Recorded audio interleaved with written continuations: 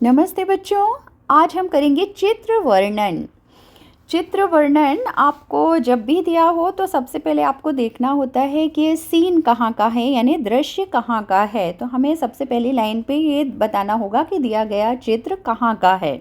इसके बाद आपको पिक्चर में जो भी चीज़ें दिख रही हैं आप एक एक चीज़ करके उसको डिस्क्राइब करना है। तो हमें 50 to 60 वर्ड्स में लिखना है। तो चलिए इस पिक्चर को आप लोग ध्यान से देख लीजिए।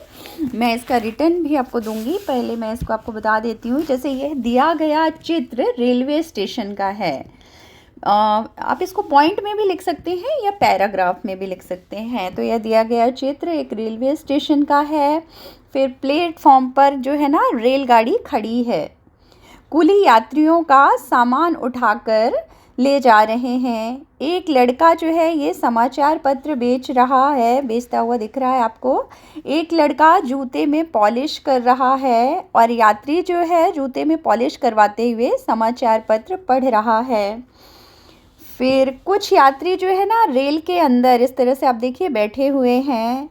एक यात्री रेल की खिड़की से बाहर की तरफ देख रहा है। तो इस तरह से आपको पिक्चर को डिस्क्राइब करना है। तो चलिए इसका मैं रिटर्न भी आपको दे देती हूँ। तो देखिए दिए गए चित्र का वर्णन हमें 50 से 60 शब्दों में करना है। तो सबसे पहले पॉइंट में आप लिखिए दिया गया चित्र रेलवे स्टेशन का है। फिर है प्लेटफॉर्म पर रेलगाड़ी खड़ी है, कुछ यात्रियों का सामान उठाकर जो है ना कुली ले जा रहे हैं। फिर फोर्थ पॉइंट में आप लिख सकते हैं एक लड़का समाचार पत्र बेचता हुआ दिख रहा है। फिर एक लड़का जूते में पॉलिश कर रहा है और यात्री जूते पॉलिश करवाते हुए हाथ में लेकर समाचार पत्र पढ़ रहा है। फिर कुछ यात्री रेल के अंदर ही बैठे हैं। इसके बाद आप लास्ट में लिख सकते हैं एक यात्री रेल की खिड़की से बाहर की तरफ देख रहा है। तो इस तरह से आप चित्र को डिस्क्राइब कर सकते हैं।